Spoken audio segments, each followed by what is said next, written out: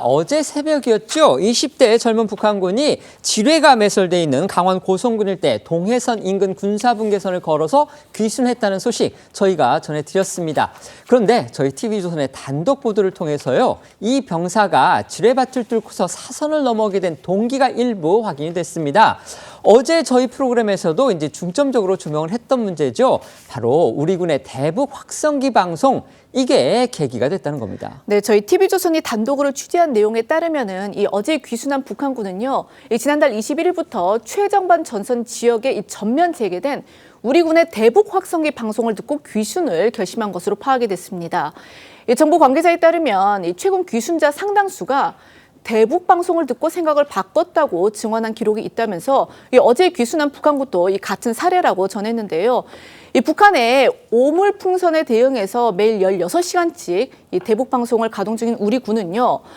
K-팝 같은 대중가요는 물론이고 김정은 정권에서 고통받는 이 북한 주민에게 각성을 촉구하는 내용을 비롯해서 광복절 직후부터는 윤석열 대통령이 발표한 8.15 통일 독트린과 또 북한군이 지뢰 매설 작업을 하다가 폭발 사고가 빈번하게 발생하고 있다, 이런 소식도 전하고 있다고 합니다. 관련해 어제 송출된 대북 확성기 방송 들어보시겠습니다. 북한 동포 그리고 인민군 여러분 안녕하세요. 첫 곡 거북이의 노래 비행기 들으면서 출발합니다.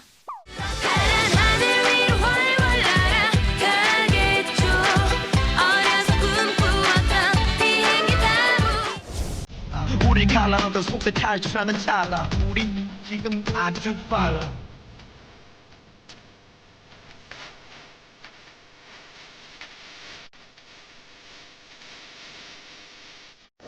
미사일을 불법으로 쏘는 것보다 이런 올림픽에서 좋은 성적을 거두는 일이 세계인들의 시선을 바꾸는데 더 효과적이지 않을까.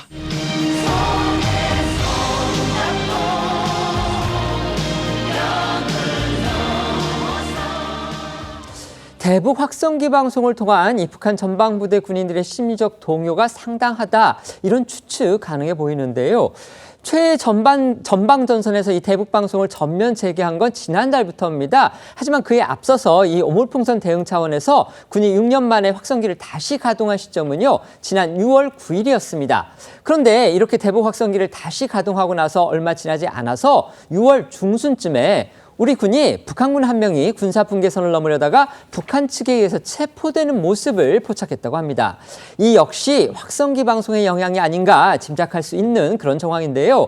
역시 저희 TV조선의 단독 보도 내용입니다. 그렇습니다. 저희가 단독으로 취재한 바에 따르면 대북 확성기 방송이 재개되고 얼마 지나지 않은 지난 6월 중순쯤 북한군 한 명이 귀순을 시도하는 모습이 우리 군 감시 장비를 통해서 포착됐다고 합니다. 하지만 이 북한 병사 강원도 중부전선 군사 분계선을 넘기 위해 달려오던 중에 북한 감시병들에 의해서 적발되면서 귀순엔 실패한 걸로 전해졌는데요. 우리 당국은 이 귀순을 시도한 북한군이 두 손이 포박된 채 끌려가고 이 북한이 내부 단속을 강화하고 있는 만큼 사형됐을 걸로 추정하고 있습니다.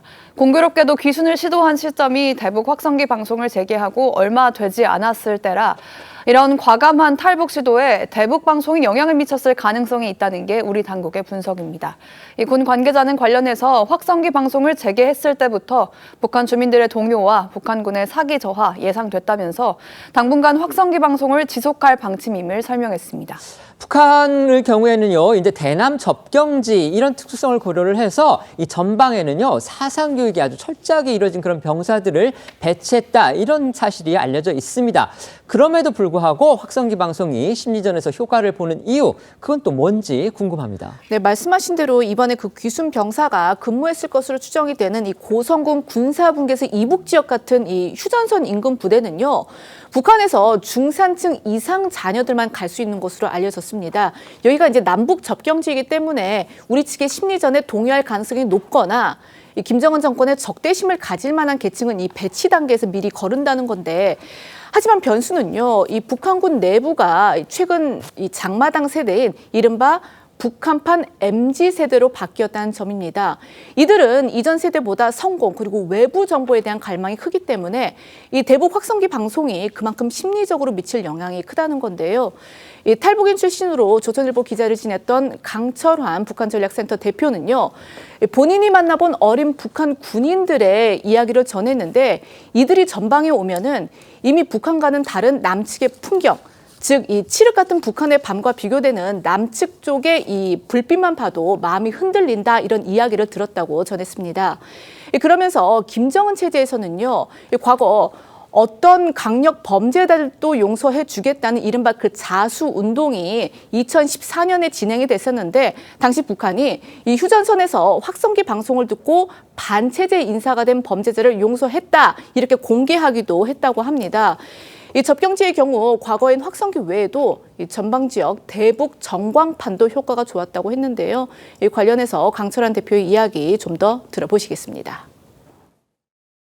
제가 이제 여덕 수용소에 있을 때 이제 공개 교수형 당한 군인 2명이셨는데 휴전선에서 남한 노래를 갖다가 이제 따라 배워가지고 그걸 유포하다가 이제 걸려가지고 수용소까지 온 2014년도에 그 자수운동이라는 걸 했어요. 이제 어떤 반역범죄자들까지도 우리 용서했다. 그거 하면서 이제 몇몇 사례들을 갖다가 이제 소개를 했는데 대부분이 휴전선에서 확성기 듣거나 삐라를 보거나 해서 군인들이 굉장히 반체제 운동에 가담한 사건들이 많았다는 것을 북한 정권이 자인한 적이 있었어요. 이게 노무현 정권 때 그 전광판을 뗐잖아요. 북한 군인들이 막 그 전광판에서 나오는 뭐 이열이 춘도 보면서 굉장히 재밌어했는데 그걸 철거할 때 북한 군인들이 굉장히 화가 났대요. 저거 왜 치우냐고.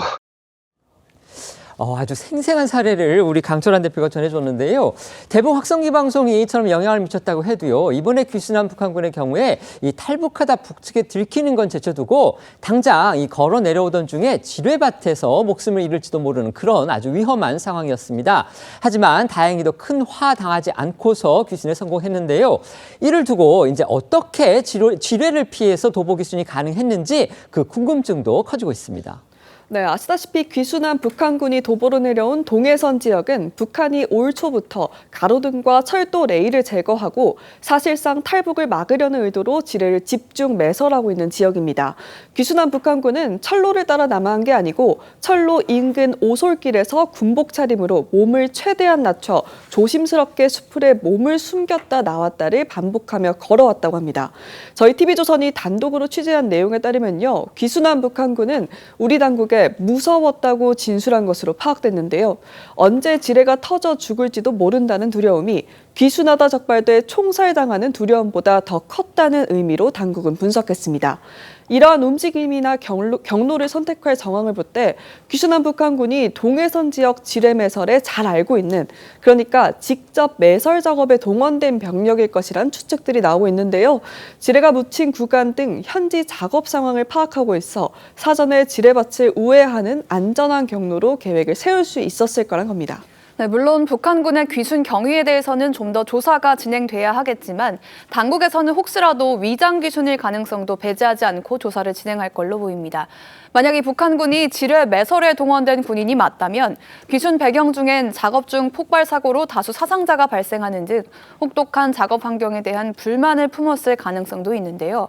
우리 군은 앞서 이 지뢰 매설에 동원된 북한 군인들이 임시 텐트에 기거하며 교대 인원 없이 수개월째 노동에 시달리고 있다면서 열악한 상황이 담긴 사진을 공개하기도 했습니다. 이달에만 벌써 북한 주민 그리고 군인의 도보 귀순 사례가 2번이나 나온 점도 이례적입니다. 하지만 이에 대한 또 북측의 대응도 이제 의아한 점이 있는데요.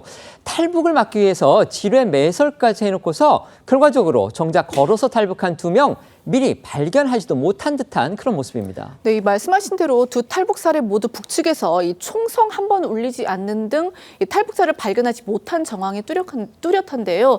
특히 어제 이 북한군이 귀순한 동해선이나 지난 8월 북한 주민이 걸어서 귀순한 이 강화군 교동도의 경우에는 북측에서 평소 이 탈북을 막기 위해서 경계에 특별히 신경을 써왔던 곳이기 때문에 좀 의아하다라는 반응들이 나오고 있는데요. 일각에서는 이를 두고서 최근 북한군이 낮에 수해 복구와 지뢰 매설 같은 작업에 연일 투입되는 바람에 이 피로가 쌓이면서 정작 이 접경 지역 경계 근무에는 느슨해지면서 감시 체계에 구멍이 뚫린 거 아니냐 이런 추측도 하고 있습니다. 이 관련해 탈북 외교관 출신인 태영호 민주평통 사무처장의 지난 발언도 들어보시겠습니다. 이 흔히 있는 일은 아닙니다. 어제 새벽에 왔는데 청성 한 방도 안 울렸다는 거 아닙니까? 그만큼 지금 거기에 나와서 근무하고 있는 북한군이 대단히 피로했기 때문에 그 순간에 제 판단에 의하면 절든지 자든지 해서 식별하지 못한 것입니다. 그러니까 북한 정권이 이 남북한 접경 지역에 장벽 세우고요, 또 지뢰 설치, 뭐 이것까지 해서 봉쇄 조치를 강화하고 있는데, 하지만 결국 과감한 탈북, 이건 맞지 못하는 결과가 되고 있다는 겁니다. 네, 이는 최근의 북한 내부 상황과도 무관치 않은데요. 아시다시피 북한은 최근 심각한 수해로 수천 명이 죽고 수만 명의 이재민이 발생하는 인적, 물적 피해 상태가 막대한 상태입니다. 그리고 이로 인해 전방부대의 경우 물자 보급이 제대로 되지 않아서 열악한 환경에 처했을 것으로 추정되는데요.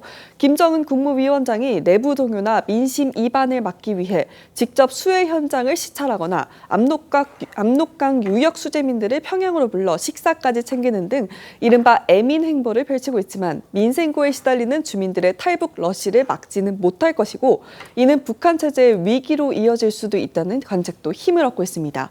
최근 수해 관련 시찰에 나섰던 김정은 모습 보고 오시죠. 예상 밖의 큰 물이 발생하여 적지 않은 시군들을 휩쓸었습니다.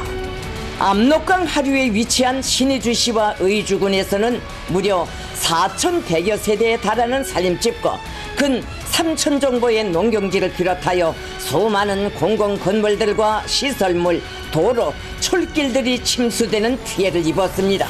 김성은 동지께서는 침수 지옥을 돌아보시면서 인민들에게 보다 훌륭한 삶의 터전을 안겨주실 결심을 피력하셨습니다. 수해 지역 학생들을 위한 새학기 교수 준비 사업의 일환으로 조직된 소학반 학생들의 시범 수업을 참관하셨습니다. 수해 지역 학생들이 이용하게 될 학용품도 보아주셨습니다. 최근 김정은 체제의 위기를 알린 신호 중에 하나가요, 이 엘리트 고위층에 있단 망명 소식이었습니다. 지난해 11월 귀순한 소식이 뒤늦게 알려지면서 화제가 됐던 리일규 전 쿠바 주재 북한 대사관 참사가 대표적인데요. 조만간 북한의 3대 세습의 실상을 알리는 이 강연을 통해서 첫 공개 행보에 나선다고 합니다. 네, 서울경제에 처음으로 보도됐는데요. 리일규 전 참사는 권영세, 박대출 의원 등 여당 주도의 통일연구 모임, 북한 그리고 통일포럼에 초청받아 오는 26일 국회에서 첫 공개 행보에 나설 걸로 전해졌습니다. 리 전 참사는 이번 강연에서 김정은 정권의 내밀한 속사정 등을 낱낱이 소개할 걸로 보이는데요. 앞서 북한 주민들이 한국 국민들보다 더 통일을 갈망하고 있고 자식의 미래를 위해서 탈북을 결심했다고 밝혔던 리 전 참사의 이야기 들어보시죠. 북한 주민들 같은 경우에는 이제 통일에 대해서 한국 국민들보다 더 통일을 갈망하고 열망하거든요. 단순합니다. 왜? 너무 못 사니까. 사실 나는 탈북민들 중에 뭐 체제가 싫어서 이것보다는 먹고 살기 위해서 온 분들이 더 많다고 생각합니다. 간부든 그가 일반 백성이든 다 자식을 가진 부모거든요. 내 자식의 미래에 대해서 걱정 안 하는 사람이 어디 있습니까? 나온 삶이 답은 통일밖에 없다. 이거는 누구나 다 공유하고 있는 생각이거든요. 지금 오늘 패널로 나와 있는 이 정호김 의원님은요, 이 북한 이탈주민 지원재단이죠, 하나재단 이사장을 지냈습니다. 그래서 실제 당시에 이제 탈북민들 많이 만나 보셨을 거고요. 그 탈북민들을 통해서 이제 대북 확성기라든지 또 과거 아까 이제 설명드렸던 이 대북 전광판 이런 게 과연 탈북에 많은 영향을 미쳤는지 아마 얘기를 좀 나눠보셨을 듯 싶습니다. 어떻습니까? 우선 확성기하고 전광판은요, 어떻게 보면은 북한 정권의 급소를 찌르는 수단이라고 보시면 되고요. 이 지금 탈북민으로 들어오는 분들은 젊은 여성들이에요. 대다수가 75% 이상이. 그래서 이들이 압록강의 해산이라든지 두만강을 거쳐서 중국에서 동남아를 거쳐서 지난한 그 경로로 들어오는 그렇죠. 경우고요. 오늘 지금 저 북한군은 이제는 군사 분계선을 통해서 그냥 걸어 들어온다라는 거 아닙니까? 우리 군은 감시 장비로 포착을 했는데 북한은 엄중한 경계와 지뢰에도 불구하고 포착이 안 된 것 같다라는 인상을 주잖아요. 그만큼 기강이 해이해졌다라는 것이고요. 그다음에 엘리트는 또 다른 경로예요. 해외에 외교관으로 있다가 그냥 이제 그 현지에서. 탈북하는 네네. 그런 케이스인데 지금 이걸 보면은 북한의 김정은 체제가 과거의 김일성이나 김정일 체제에 비해서 얼마나 지금 위기로 향하고 있는가를 보이고 있어요. 그러니까 독재자임에도 불구하고 수해가 났다고 수해 주민의 어린애들을 불러서 지금 다독거렸다라는 건 독재자도 민심을 두려워한다라는 건데 지금 그 지경까지 갔다라는 거거든요. 그런데 이들이 오물풍선을 투하함으로써 우리로 하여금 확성기를 틀게 만들었잖아요. 그래서 이 확성기라든지 이러한 것의 영향이라고 하는 거는 우리가 상상하는 이상의 북한의 핵무기보다 우리의 확성기가 더 무서운 무기가 될 수 있습니다. 북한 정권으로서는. 네. 그렇다면 당연히 이런 심리전 계속 해야 할 걸로 생각하십니까? 저는 조금 생각이 다른데요. 예를 들어서 동독이 망한 거는 바로 서독에서 주입된 TV 프로그램 때문이에요. 일종의 이제 소프트 파워라고 얘기를 그렇습니다. 하죠. 그렇기 네. 때문에 우리도 바로 확성기라든지 이러한 그 대한민국의 실상을 보여줌으로써 무너지게 만들기 위해서는 적어도 북한 정권이 그걸 빌미로 해서 도발이라든지 극단적인 선택을 하지 않도록 하는 그런 일련의 방책과 함께 해야 된다고 봐요. 네. 북한의 지금 MZ세대가 흔들리고 있다 이런 관측이 많습니다. 지금 이제 뭐 그 북한의 도보로 내려온 어제 내려온 하사만 해도 20대의 남성이라고 합니다. 자, 북한 젊은 세대들의 동요 어떻게 보십니까? 매우 큰 의미가 있다고 볼 수 있죠. 뭐 북한 MZ세대가 남한의 MZ세대와 뭐 같은 성향인지는 모르겠으나 일단 기본적으로 아마도 부모 세대와 우린 다르다. 부모 세대처럼 뭔가 이런 체제에 순응하고 뭔가 희생을 하면서 견뎌내는 삶은 살지 않겠다. 내가 주체적인 삶을 살겠다라는 생각을 하는 세대로 보여지고요.